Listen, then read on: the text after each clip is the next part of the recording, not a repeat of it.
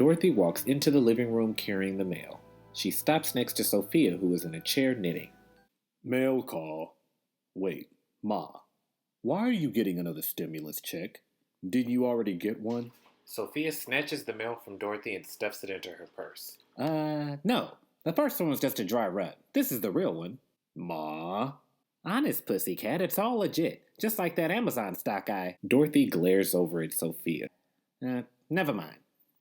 Ma, I want you to stay out of trouble while we're quarantined. You know you're high risk. Dorothy, please. I lived through the Spanish flu pandemic in 1918. This is a cakewalk. Well, just the same, promise me you won't try to leave and sneak off anywhere? Where would I go? I've been in the house knitting for weeks. Sophia holds up a knitted pair of footy pajamas. This started off as a pair of socks. Good. Only an idiot would be out during a pandemic. Rose cheerfully walks in the front door. Hi, girls. Boy, is it beautiful out there. I can't believe no one else is on the street. That's because everyone's quarantined, you moron. Are dead. Oh, I didn't go anywhere. I just went for a walk around the block. It was nice to get some fresh air. Rose, if you're gonna go out, at least wear a mask. Don't worry, Dorothy, I had this on. Rose holds up a clown mask from her purse.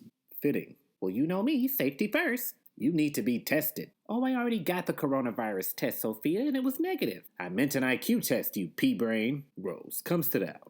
I think you've been inhaling too much hand sanitizer. Blanche enters from the hallway dramatically. Oh, girls, I think I've got COVID.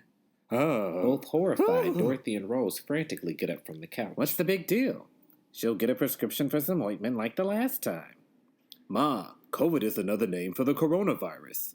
Sophia then recoils in fear. Get away from me, patient zero. Blanche, why do you think you have it? Dorothy, I'm just feeling so hot and sweaty and flustered lately. Blanche, you always feel like that. You're right. Maybe it's that movie I just watched starring Mr. Burt Reynolds. I must really need the attention of a man right now. Blanche, you can't go on a date. We're in a pandemic. Oh, shut up, Rose. What do you know? You're from St. Olaf. I'm surprised they don't think a pandemic means a pan shortage. Blanche, don't be silly. Excuse me, I have to go make a phone call. Rose rushes to her room. Blanche, Rose is right. Whoa, that felt weird to say. But she is. We don't want to be exposing ourselves to any unnecessary, disgusting germs or bacteria. Dorothy walks over to answer the door. Hey, it's me, Stan. Speaking of disgusting germs and bacteria, good to see you too, babe. Stanley, what the hell are you doing here? You're supposed to be practicing social distancing. Yeah, I'm sure you're an expert. Even before the pandemic, you never got out of the house. And your hair's been social distancing for years. So what are you doing here anyway, Stanley? Well, I need some help. Business hasn't been too good since the pandemic.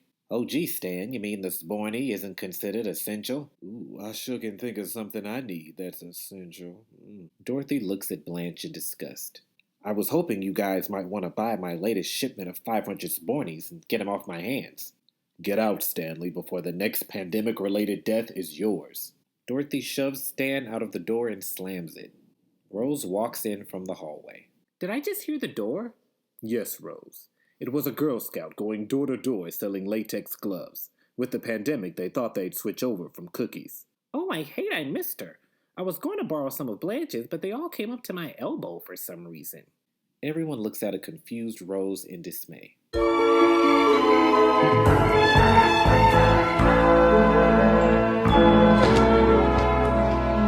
Oh, girls, this has been so fun being together every day since the pandemic started. All day. Every day. It reminds me of the Great Herring pandemic back in St. Olaf. Dorothy and Blanche look away in agony. Rose, please spare us.